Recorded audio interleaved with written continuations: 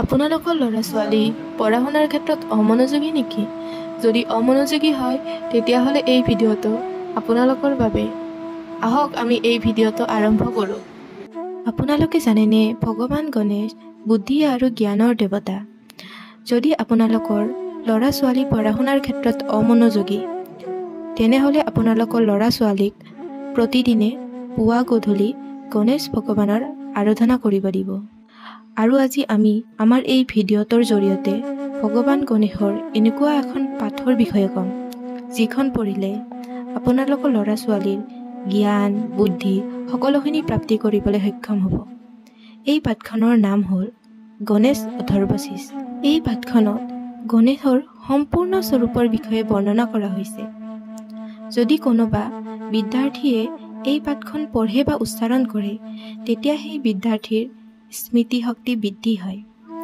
দ্বিতীয়তে, এই পাঠখন কৰিলে মন আৰু মস্তিষ্ক শান্তি হয় আৰু নতুন নতুন ক্ৰিয়েটিভ ভাৱধাৰণা মনলৈ আহে। এনেকুৱা নহয় যে এই পাঠখন কেৱল বিদ্যাৰ্থীৰ বাবে।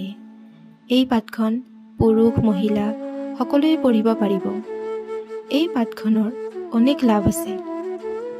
মহিলাসকলৰ বাবে এই পাঠখন অত্যাধিক লাভকাৰী।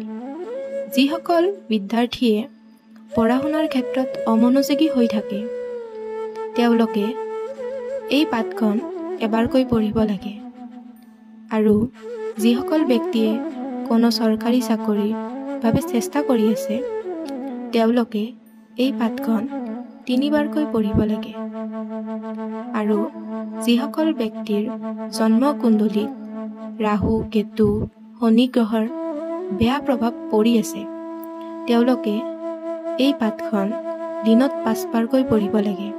এই পাঠখনৰ এটা বিশেষত্ব হ'ল যে এই পাঠখন যদি কোনো ব্যক্তিয়ে সন্ধিয়াৰ সময়ত পঢ়ে তেতিয়া তেওঁৰ দিনত কৰা পাপবোৰ ধ্বংস হয়। আৰু যদি এই পাঠখন ৰাতিপুৱা সময়ত পঢ়ে তেতিয়া ৰাতি কৰা পাপবোৰ ধ্বংস হৈ যায়। আৰু যিয়ে ৰাতিপুৱা আৰু সন্ধিয়া এই পাঠখন পঢ়ে তেওঁ পাপহীন হৈ পৰে। আৰু যিজন ব্যক্তিয়ে প্ৰতিদিনে এই পাঠখন পঢ়ে তেওঁ সকলো বাধাৰ পৰা মুক্ত হৈ চাৰিওটা পুৰুষাৰ্থ ধৰ্ম অৰ্থ কাম আৰু মুক্তি লাভ কৰে। এই পাঠখন কৰিবলৈ কোনো জটিল নীতি নিয়মৰ প্ৰয়োজন নাই। আপোনালোকে ৰাতিপুৱা গা পা ধুই উঠি গণেশ ভগৱানৰ মূৰ্তি বা ফটোৰ ওচৰত চাকি বন্তি জ্বলাই আৰু লগতে দুবৰি বন অৰ্পণ কৰিব, যিটো ভগৱান গণেশৰ অতি প্ৰিয় বস্তু। যদি আপুনি এই পাঠখন পঢ়িব বিচাৰে তেনেহ'লে আপুনি ডেছক্ৰিপশ্যন বক্সত দিয়া লিংকটোৰ পৰা এই পাঠখন ডাউনলোড কৰি ল'ব পাৰিব। আশা থাকিল আপোনালোকে ভিডিঅ'টো চাই ভাল পালে। যদি ভিডিঅ'টো চাই ভাল পালে ভিডিঅ'টো এটা লাইক আৰু চেনেলটো ছাবস্ক্ৰাইব কৰিব নাপাহৰিব। ধন্যবাদ।